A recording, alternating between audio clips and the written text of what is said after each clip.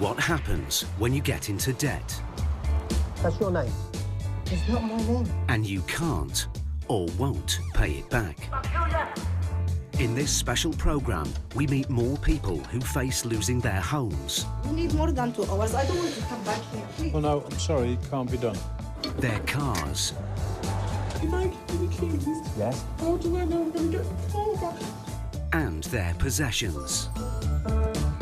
We catch up with past stories. It's not just a car for me. That was everything to me. And hit the road again with those whose job it is to enforce the law. If you don't open the door, we'll smash the glass. There's always a reason why the landlord isn't entitled to have his property back.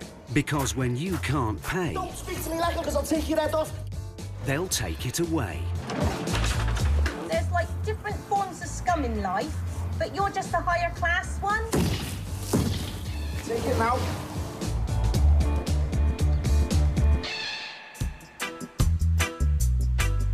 The number of calls to helplines from tenants struggling with rent arrears increased by 13% in the last 12 months, more than any other debt type.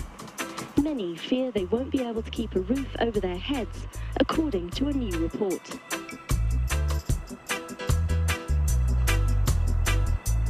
It doesn't matter who you are or how wealthy you are, debt can still have a devastating effect on your life. Paul Bohill and Steve Pinner are High Court enforcement officers. They're part of an elite group whose sole aim is to hunt down debts from those who can't pay We have a warrant that allows us to break in. and those who won't pay.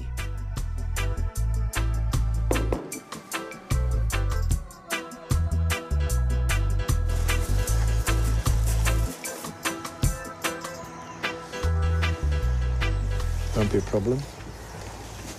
Most of the people that we meet are in denial. Denial on two fronts. One is that the debt exists, and the second and critical point is that they don't think it will have gone this far. Today, Paul and Steve are on their way to one of the most affluent areas in the country. They've come to track down a wealthy businessman who hasn't paid his rent for more than 6 months. Well, it's a posh area, isn't it, High Wycombe? Well, it looks like it. We just don't know till we get there. It's just The usual slightly story. different, isn't it, from the usual flat in central London. Oh, that one we did the other day. They've brought along Steve's son, Ben, who they've been training up to join the team. The businessman who owes the money lives in this huge house. He runs a technology company, but he's racked up more than £23,000 in rent arrears. With £3,000 in court costs, he's now on the books for a whopping £26,000. How nice. Quite upmarket. Paul and Steve are here to evict the tenant and his family in just 2 hours. Not only that, if the tenant can't pay off the debt today, the writ instructs the officers to seize his possessions in order to cover the debt. Hello, sir. Hello. We're from the High Court. We have a repossession order for this property. Right. Despite not paying the rent for more than 6 months, the tenant is still caught off guard. We knew that there was a possession order that had been put forward, but we had no idea when the date was No. for this. This is a High Court repossession order as opposed to a, ordinary repossession order. That's a copy for you, sir. Right, OK. If I can give you the worst possible news first, and then we Right. can work backwards from that. Right. Because we are quite reasonable people. The house has to be repossessed today. We will change the locks, do whatever we need to. You will have to leave today. Now, if you need to come back for possessions that you can't take now, that's OK. We can arrange to meet you back here. I don't know whether, is it rented, furnished, unfurnished, or what? It's our property. It's our, stuff in here. All of it? Yeah. So it's rented unfurnished? Yeah. OK, so you'll need to make arrangements to move the furniture, Yes, put it we into will. storage and/or whatever. There's also an outstanding rent, I'm presuming it's a rent cost on there, which is quite substantial, 23,456. Yes. Which I was just literally been talking to Mrs. OK. today to pay part of it off. Well, can you possibly pay off the rest of it? Hopefully within the next week or so. Okay. So what do we need to do? We need to see if we can contact her direct on the phone. Do you want to come in and do that? Yeah. While the tenant thought that he was still in negotiation with the landlord to stay in the house, the landlord has taken the case to the High Court. The system as it works is that they would have got a possession order from a county court. I've been having discussions with her about paying this off, so I thought we were in...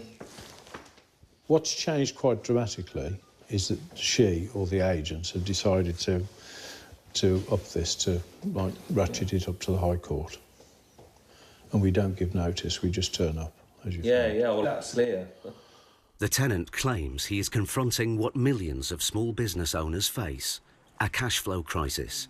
He's been used to a comfortable living and expects to again, but right now there is nothing in the bank. The situation is that we are totally stony broke at the moment. How much could you pay today? We can do credit card. Nothing today, and the reason I can't do it is because a cheque was paid in on Monday and doesn't clear till tomorrow. And I can show that. I've actually sent her a scheduled payment of £3,000 for tomorrow. Okay. Have you got any money? Even if it, even if it was just £100. No, I haven't. If people say they're going to give you money, it's like it takes forever to get it. I know. And that's been a real problem for me. The people that get into debt in life is just everybody. You know, we all have the capabilities of slipping from one reason to another, whether it's you lose your job, you lose your partner, you know, everything can throw you into debt. Steve and Paul's first task is to repossess the property. They change the locks so that the family can't get back in.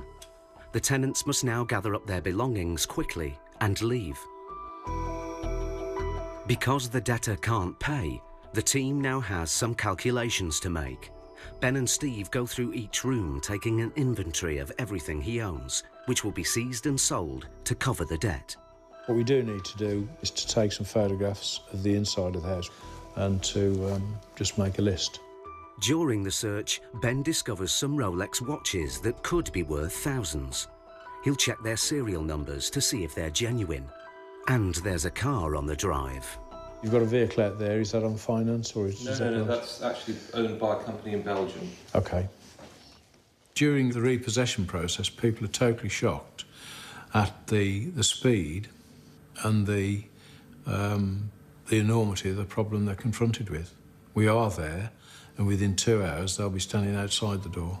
With debts of more than £26,000 and no cash to pay it off, the tenants will be homeless in hours and all their possessions will be seized. But Paul has a plan.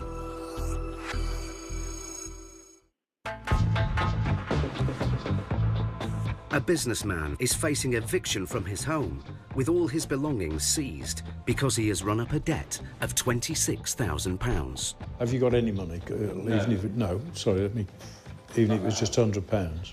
No, I haven't. Paul has been talking to the debtor.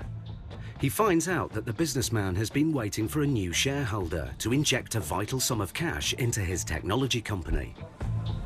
But the money has yet to arrive. I got into trouble because people weren't paying me, and then I sold 10% of my company, which is currently what the money is that's coming in from 50,000, and that will then, clear this. If the debtor has the means to pay the rent soon, it will be better for everyone to give him more time. Paul decides to see if the landlord will agree to let the tenant stay in the house, providing he comes up with £10,000 by tonight and the rest within 2 weeks. Being the nice person that Paul is, from time to time, he's now going to try and strike up a deal with the landlady to give them a little bit more breathing space. The landlord agrees. The tenant now has a potential lifeline and goes into action. If we have to make a payment to you... Yeah, can we make credit card direct payment? Yeah, but I need a bank account to pay that too. We've got the paperwork, he's got everything on there. But the big question is, can he do it today? The clock is ticking. Okay. I'll leave you to it. Think it all over. I'm on the phone. You've got my number. In the meantime, Benny's here. He's got all the paperwork, so if there's any queries on it, you've got it. Thank you very much. We're leaving Ben here as the man in possession. So, in other words, we're not abandoning the situation. It's as good as us being here. We'll then go on to the next job. In the meantime, the guy here is making all sorts of frantic phone calls to try and get a quite substantial amount of money together.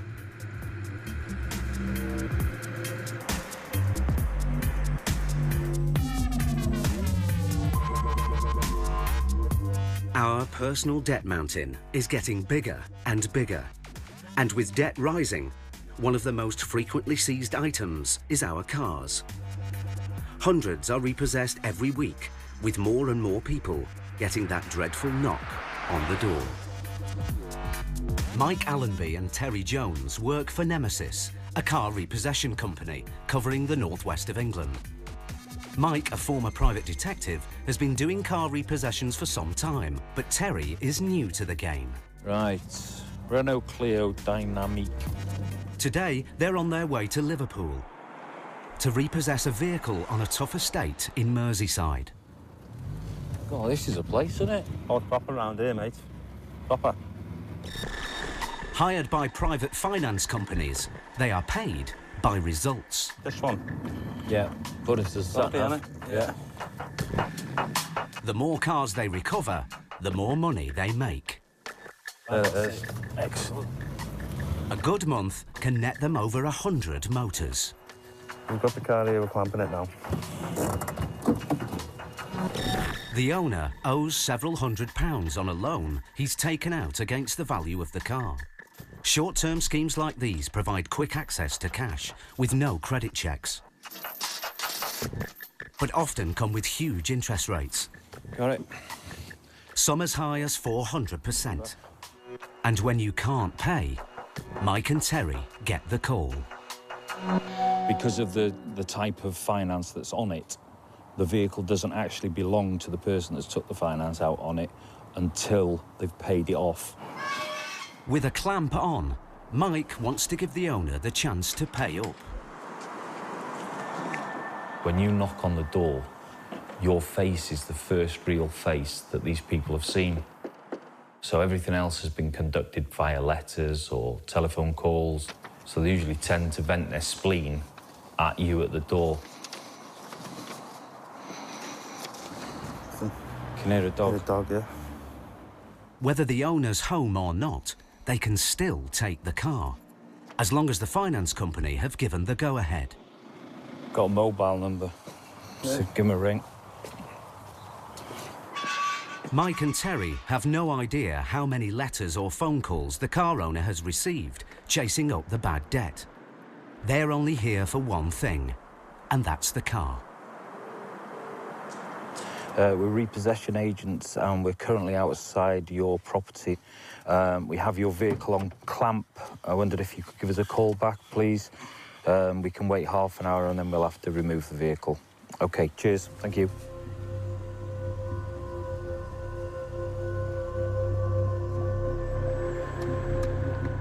Then the phone goes. Hello? It's the office. Oh, OK then. OK, all right. Sorry? What? Apparently he said he's going to come outside and set fire to it. OK. That's good. All right then. Cheers for the heads up. All right, ta-ra. No barbecue time, is it? Just watch our backs, that's all. Can't do anything else.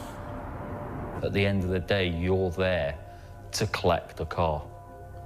And it's an asset. It belongs to the finance company, our client, and we have to protect that.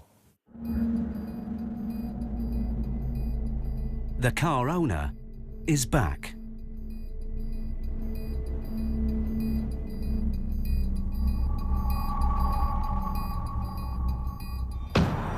What are you filming for? Take the cameras. What are you can't... I'm not giving you permission to film. Or I'll rag that and I'll smash it all over the street. Excuse me. like I'm some sort of... I'll take your head off. I'll smash that car up right in front of everybody, or I'll kill you. There's quite often threats are made in that manner, be whatever it is. We've had threatened to throw bricks out the window at us, things, all kinds of stuff like that. You can find yourself just laughing it off, really. But it can turn out that they will do what they're threatening to do. What are we going to do? With that amount of aggression and threats, you need to finish our paperwork off, see if he calms down, and then, if he doesn't, call the police.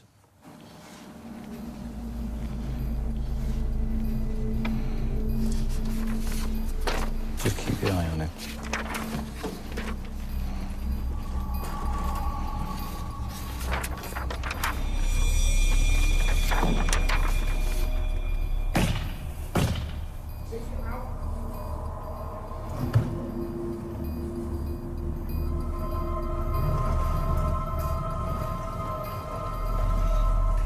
Have you got the keys, though? Have you got the keys? No. OK. Let me know if he's locking it again.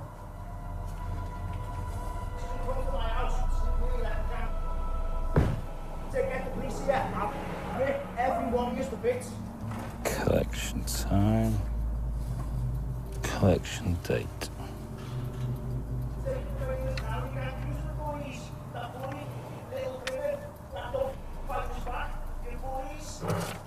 You a bully? The last time I checked. No, me neither. With the car now damaged, Mike calls the office.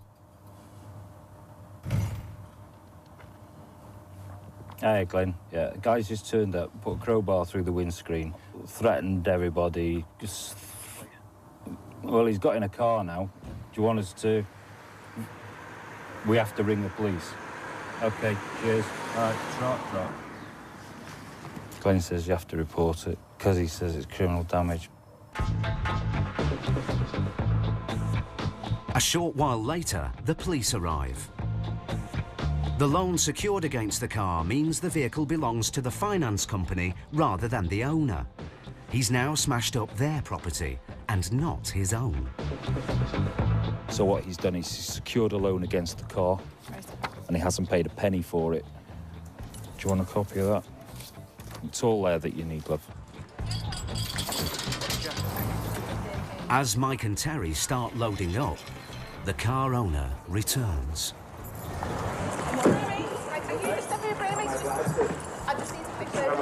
don't want to have my crazy laundry head all over the street. I'm sorry, but I live here.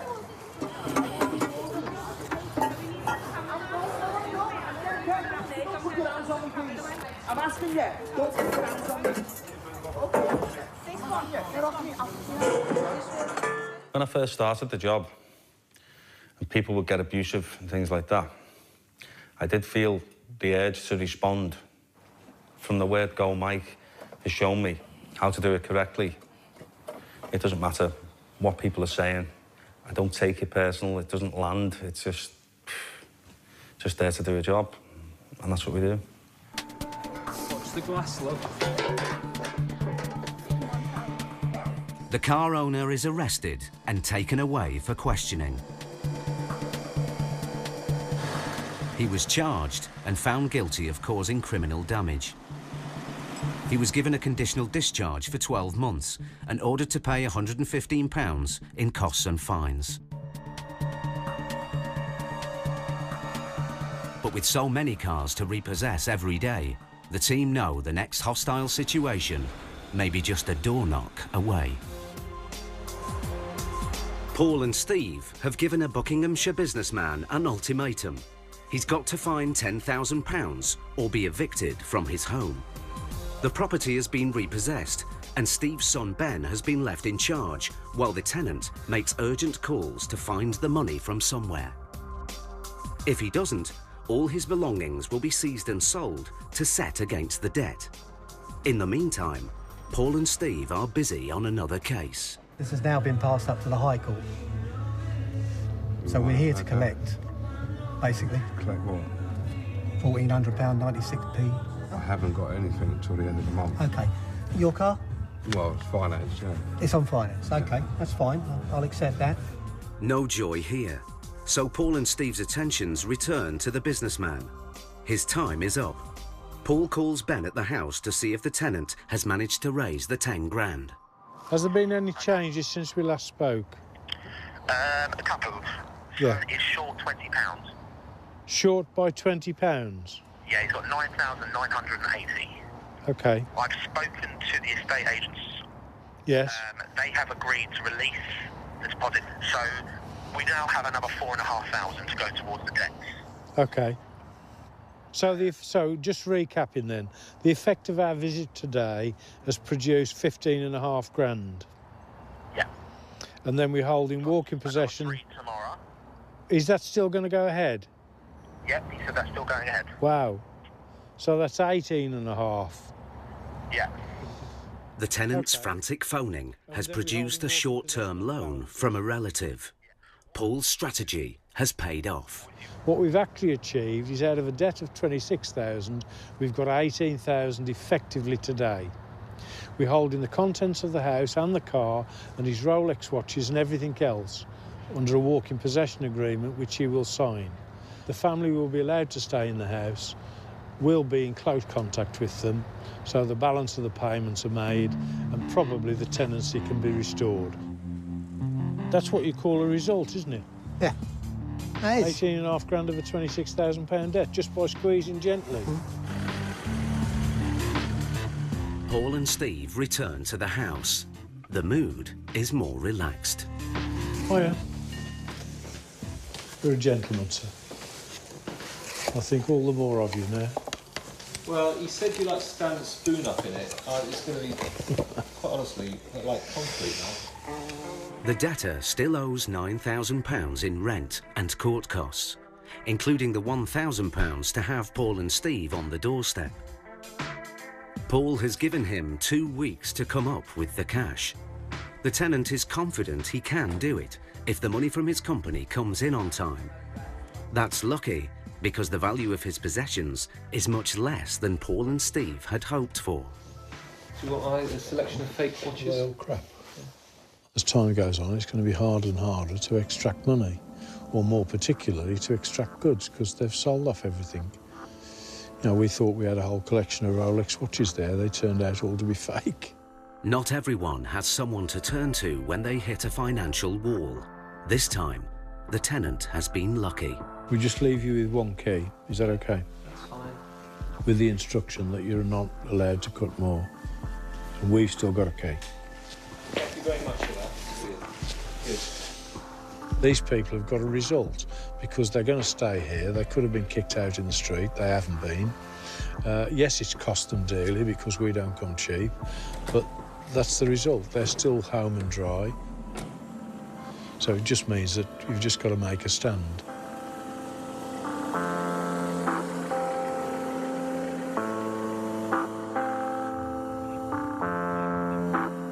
Next, Steve and Paul move on to an even bigger house, with a very different outcome.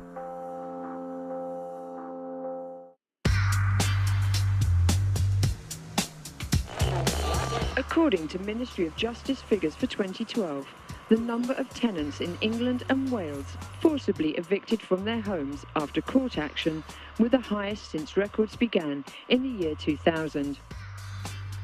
High Court enforcement officers Paul Bohill and Steve Pinner's next job is an eviction from a property in Kingston. It's the biggest house they've ever been instructed to recover. This is the nicest house we've ever repossessed. A house like this must be worth $5 million, I reckon. You know, you could put my house in that bit of garden there. The occupants have been babysitting the house for property developers who have new plans for this site. It's a straightforward repossession, but the story behind it is this property is going to be demolished. Well, the family who are still here are of Palestinian origin, and they were caretakers here. They're no longer caretakers here. They've been given proper notice to quit. Installed to deter squatters, the occupants have continued to enjoy this palatial home and are now sitting tenants. They also owe £800 in legal costs. Paul and Steve are here to evict them and recover the debt. Hello? Hello? Anybody here?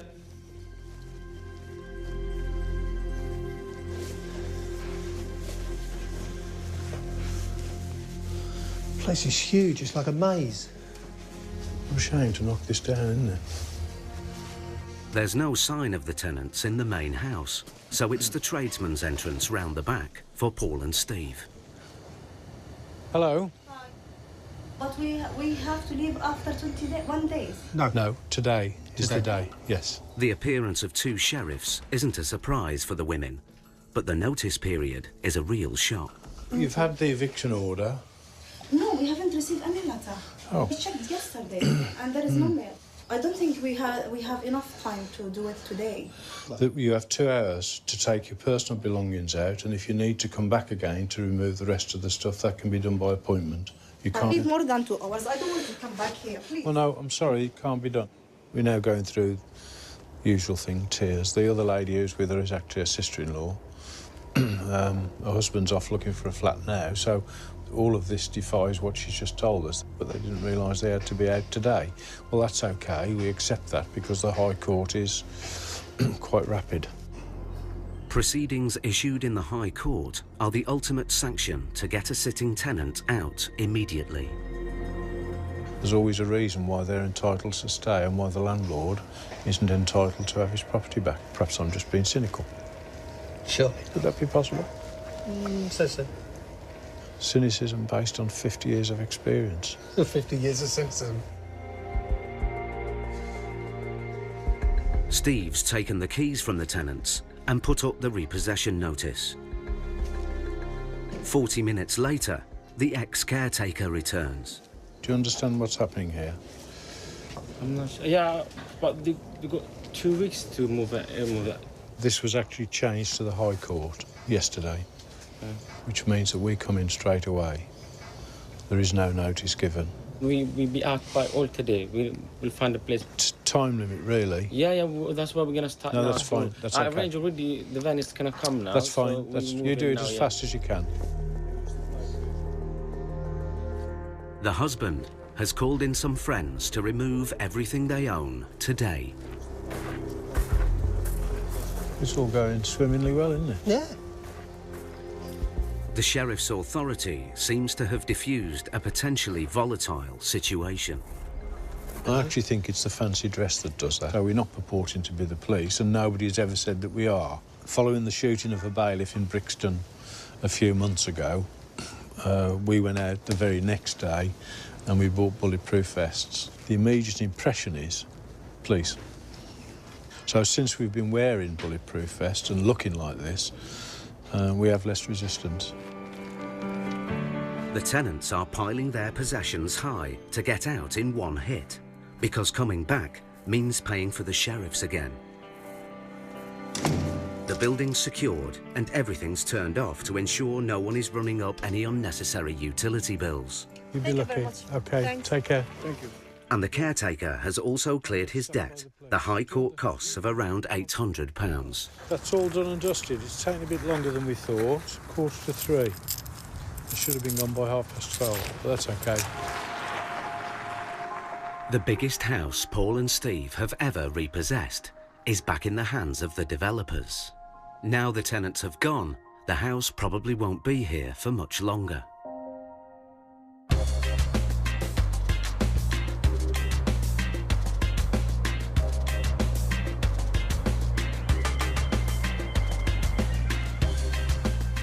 In the last series, Paul and Steve found themselves in Romford.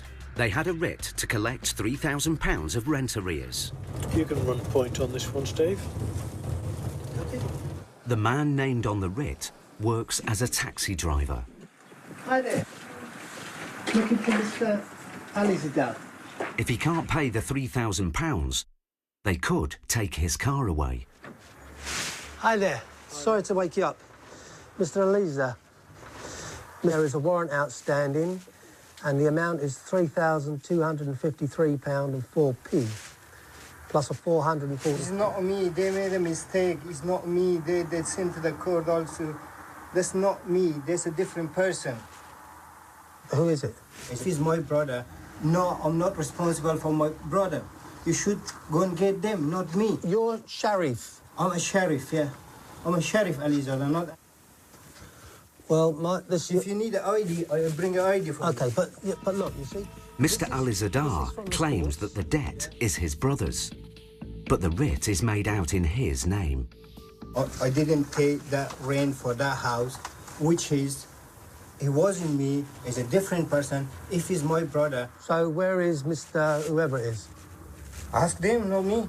He's your brother? Yeah, he's my brother. So you must know where he is. Yeah, I know. You should find him and go and tell them.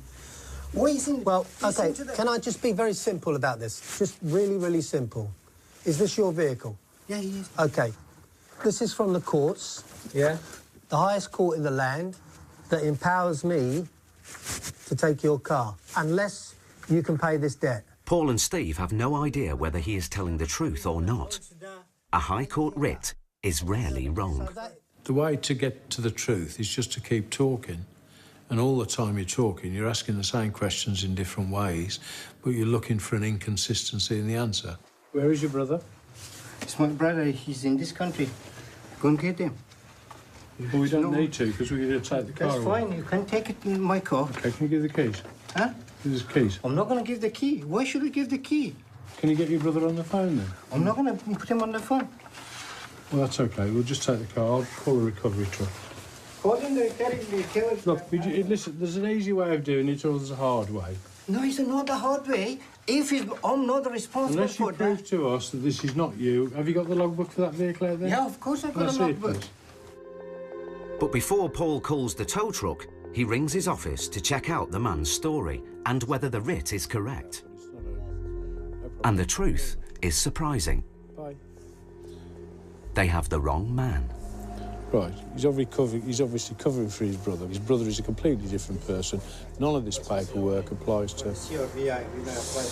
He explained to us that it wasn't him and it was his brother.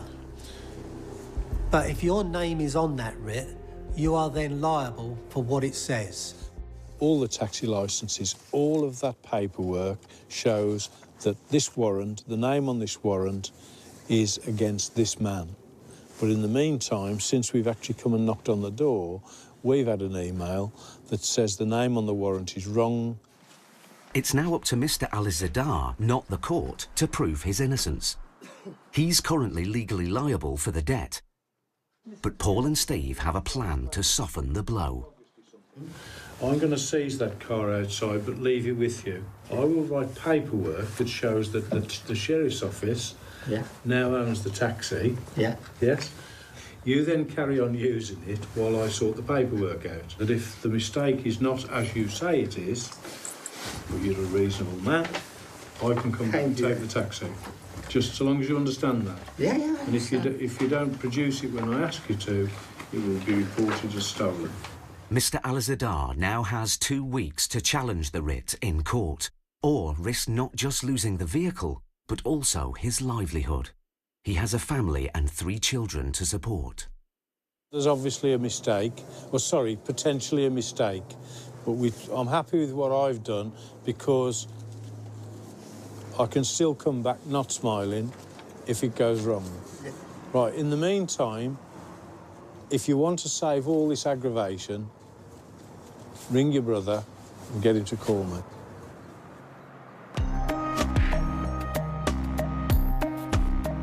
Paul and Steve are returning to Romford. The debt has risen by a further £700, and Mr. Alizadar hasn't been to court. So while Paul and Steve know he's the wrong man, the writ commands them to collect on the debt. The bloke has not made an arrangement to pay yet, so we're going to go back and give him the bad news that we're expecting him to pay. It's £3,915 today. I'm going to lead on it to you. Did the last time? He thinks you're Mr. Nice Guy. Hi, how are you? I'm okay, how are you? Very well, thank you. We still have a problem. We haven't heard from anybody with regards to this. So the situation is now that because your name is on all our paperwork, we are coming to you for this.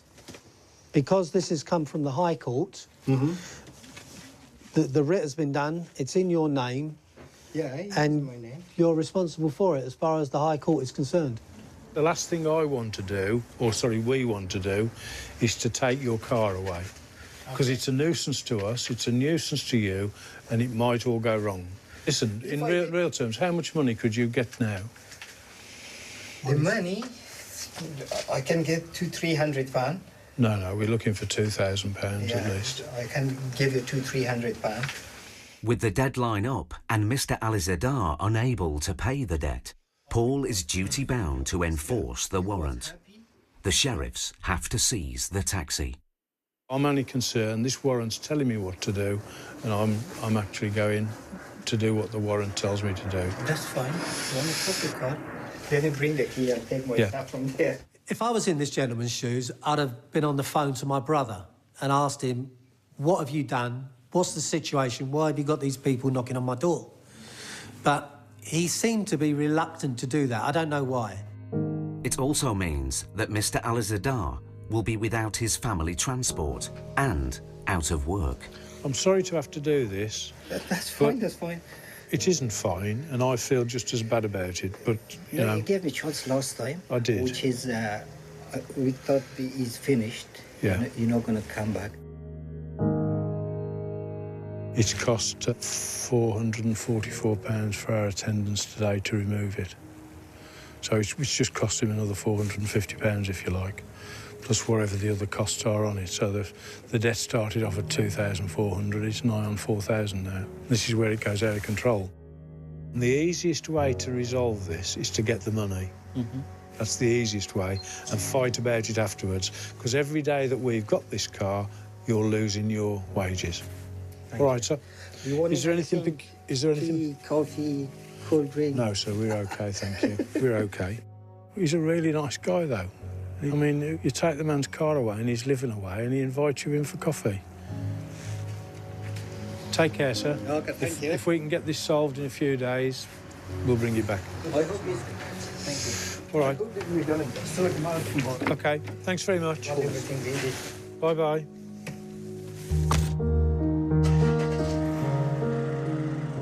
I haven't got no car. I lost my job to take my kids to the school in the morning, and also my work.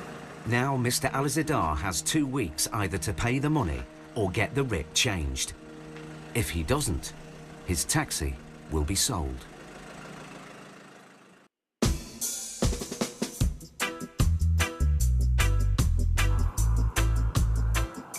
An estimated 7 million people use high-cost credit in order to cover income shortfalls or meet unexpected expenditures. Many low-income households have no savings, borrowing against their assets to cope.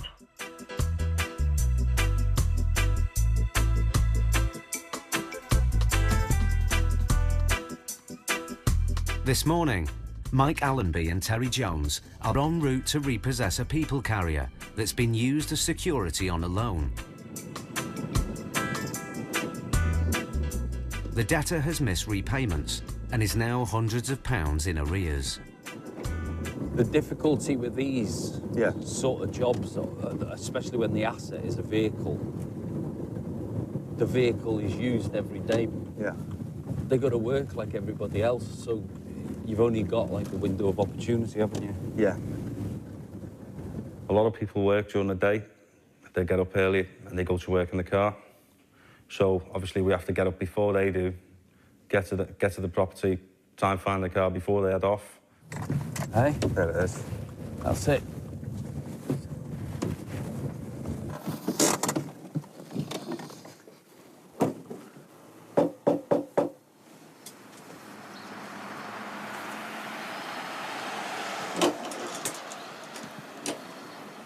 Hey, love, I've got a repossession order for the vehicle. You're joking, I've just come out of hospital yesterday. Have you? Yeah, he's really said to confirm him later. Well, not while we're here, there isn't, love. I've got 3 options. Yeah. You can either make a payment, which, if you knocked on my door this time in the morning, I couldn't do. Yeah. 2, I can take the car and put it in our pound and give you a couple of days to sort it out. Or, if you refuse to, I've just got to take the car down. All right. I need my car to take the kids to school. I've been in hospital for the past month and he came out yesterday. The only money I've got on me is £20 cash. No. So what am I going to do? It's 7 o'clock in the morning. If there was any other way I could help you, I would, though. Right, if I give you the keys... Yes? I say something. How do I know I'm going to get the car back? I understand, love. I understand. If you give us the keys, I'll find out what the outstanding is and I'll put my contact details on it so you have a point of contact and a face you know. Can I come in a minute? No, I can... I tell you what, if my colleague can come in with me, I will come in. It's not common practice to do that, but she was in a distressed state. We needed to make sure that she was okay. Are you okay? Yeah, I'm okay. It's all right. We've got kids ourselves, though. Calm down, love. It's okay. It says repo, but it means if you said to me now, Mike, here's £500, go away, I'd be gone. I promise I'll bring your car back, though. OK? This particular time there was small children, 2 babies, in the other room. She said, do you mind if I go and feed the babies? She got the bottles and she went and fed the babies. It's not a problem at all, you know? Not there to be horrible. First thing you need to do is ring them up at 9 o'clock, explain the situation, make sure you explain the situation properly to them. How do you like to be a bailiff, man? That's the nicest thing anyone's said. Look, I've been where you are, though. I really have. I know exactly what it feels like to be in debt.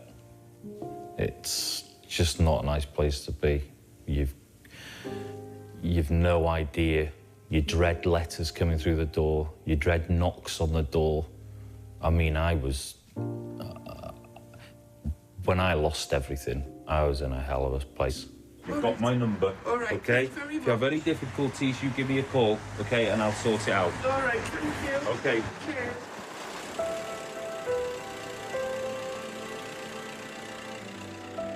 Unless the owner can find the cash to pay, this could be the last she sees of her car.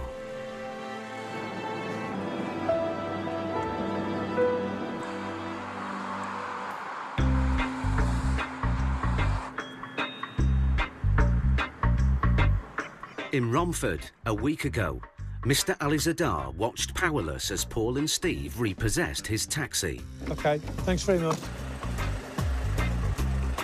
It's not just a car for me. That was everything to me. That was my business. That was my work. That was my job. Support the family with that car. It was very hard for me on that time. I lost my job. Yeah, it wasn't good. But now there is some good news.